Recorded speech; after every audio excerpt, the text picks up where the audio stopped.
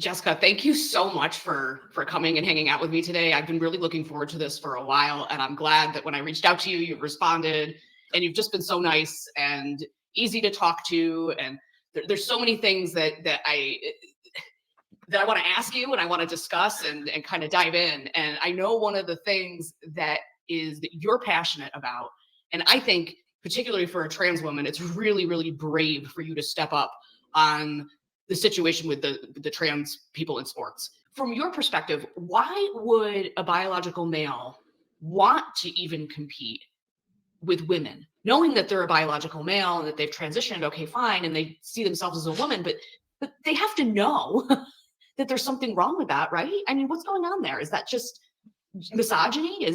What do you think? I hate bringing this point up because it gives them traction on their argument, but I often ask myself that question, and I would love to ask them. I believe, and this is them. This is the trans athlete who wants to compete with the women's division. They so blindly believe that they are a woman biologically, physically, everything.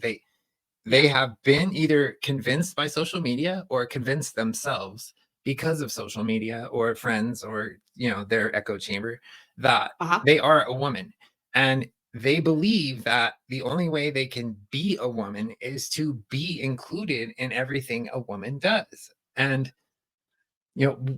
sensible people can step back and say that's not right, but they believe so wholeheartedly that they need to be validated as a woman, and the only way that happens is if they're allowed to play with women in sports or go to the women's bathroom or be in the women's rape shelter. And you want to be validated and you want to be accepted, but being trans is more than just validation and acceptance, and it's just about living your life and being happy with you.